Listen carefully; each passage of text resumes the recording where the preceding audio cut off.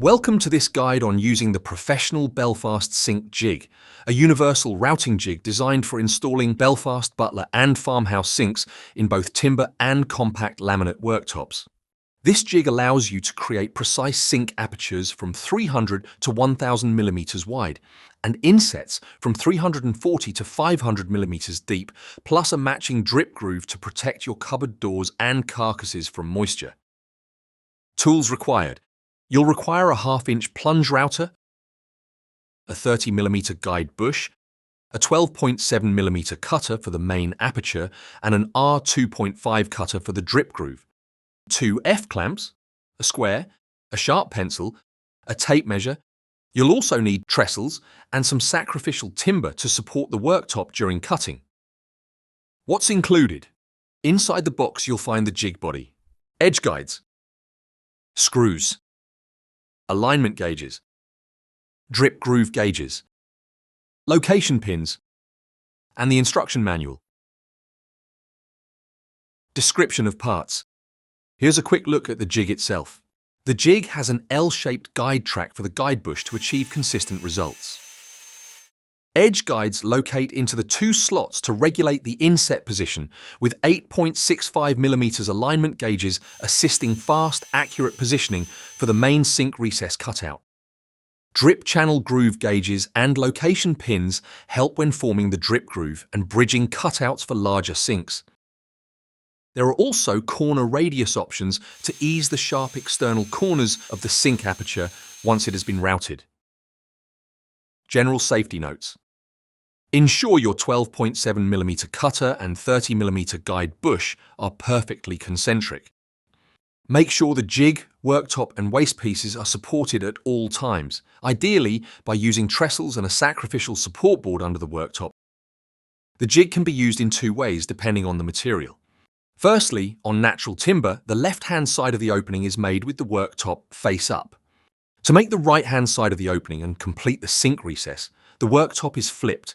The recess markings will need to be transferred to the underside of the worktop to align the jig, and the jig repositioned to make the connecting cut. This will prevent breakout on the front edge, and this is what we'll show you in this video.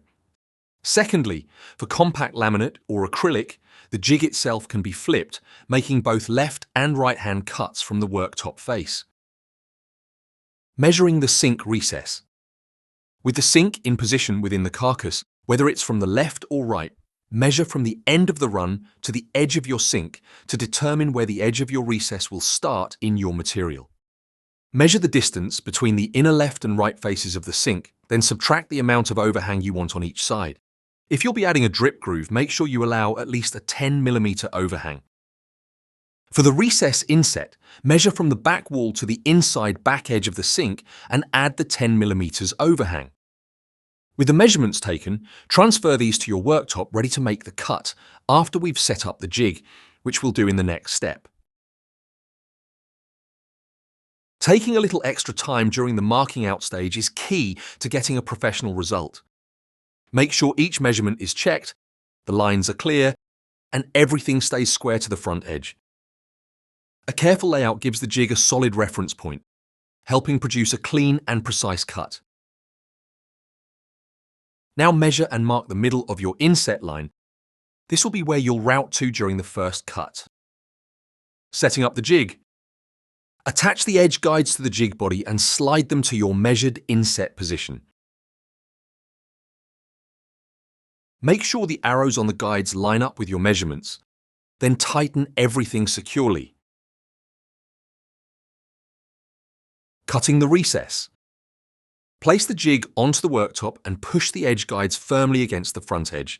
Insert both 8.65mm alignment gauges into the vertical and horizontal guide channels. Move the jig left and right until the vertical gauge aligns with your pencil marks. When the guides are set correctly, the horizontal gauge will naturally align. You can make a final visual check by sliding the gauges in the track to check they follow your marking out positions. Clamp the jig securely, ensuring the clamps won't obstruct the router base. Begin by cutting the left-hand section of the recess, following the direction shown on the jig, stopping once you've cut beyond the center line. Take several shallow passes about 6 to 8mm deep on natural timber until the cut is complete. Compact laminate and acrylic materials may need to be made taking shallower cuts of 2 to 4 millimeters per pass. Depending on the worktop material, you now either flip the worktop when using timber or flip the jig itself if using compact laminate or acrylic. Before flipping the worktop, using the pencil line already marked on the top surface, place the square against the front edge of the worktop and line it up with the mark. Make sure the square is sitting flat against the front edge, then extend the line down the edge of the worktop. This will act as a reference point once the worktop has been flipped. Next, carefully flip the worktop over. This keeps the cutter working into the timber and helps reduce the risk of chipping or breakout on the front edge of the recess. Before repositioning the jig, using the edge marking as reference, transfer the markings onto the reverse side of the worktop. Make sure the measurements are carried across accurately and remain square to the front edge. Once the line has been transferred, position the jig in the same way as before. Leave the edge guides as they are and align the jig to the transferred pencil line using the alignment gauge. For the inset cut, use the gauge against the previous cut edge to confirm the position before clamping. Once the jig is in position, clamp it securely in place and slide the gauge in the track to check it follows your marking position. Be sure the worktop and waist section are fully supported and that the clamps will not obstruct the router. The right-hand section can now be routed in shallow passes as before until the cut is complete. Cutting the drip groove. Measure from the back wall to the inside of the front of the sink and deduct 10 millimeters. This will ensure that you don't cut through the front edge of the worktop. With the worktop upside down, transfer these marks to the left and right side of the aperture. This will be start and finish of your drip groove. While still supporting your worktop with trestles, you can now remove the sacrificial timber so you can use the location pins for aligning the jig to cut the drip groove. Remove the edge guides from the jig and insert a locating pin into the drip groove pinhole. Place the drip groove gauges into the vertical guide channel. Position the jig so the gauges sit firmly against the horizontal and vertical recess edges on the left-hand side of the aperture. Clamp the jig, then remove the gauges. For the drip groove, you'll need to use the R2.5 cutter. Set the router plunge depth to a maximum of 5 millimeters.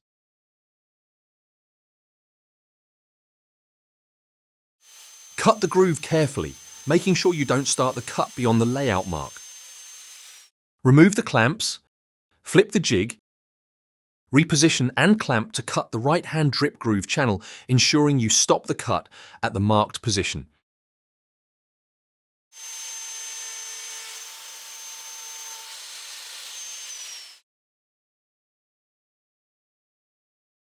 Optional corner radius. If you prefer rounded corners, remove the edge guides and choose either the 30 or 50 millimeters radius. Use one of the alignment gauges to mark an inset on the edge of the worktop and the internal sink returns. Position the jig to the marks, clamp it and route each corner. Here you'll use the same cutter and guide bush as you did with the recess. Take several shallow passes about 6 to 8 millimeters deep on natural timber until the cut is complete. For timber worktops, the left-hand radius is cut with the worktop face up and then flipped to cut the right-hand radius with the worktop face down to prevent front edge breakout.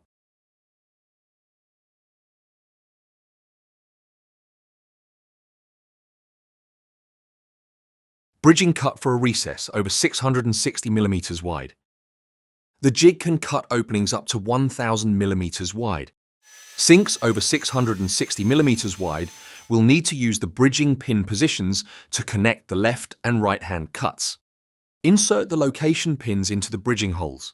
Place the jig back into the recess using the pins for alignment, pushing the pins tightly against the back of the previously cut left and right-hand channels. Clamp it down and complete the bridging cut in a series of passes to connect the left and right-hand aperture cuts and remove the waste. Bridging cut for a 660 millimeters drip groove. Drip grooves in larger recesses are cut the same way as smaller recesses. You simply need to bridge the drip groove gap. Insert the drip groove gauges into the upper guide bush channel. Again, ensure they sit against the recess edges. Clamp the jig, Remove the gauges and route the bridging section to connect the left and right-hand groove channels.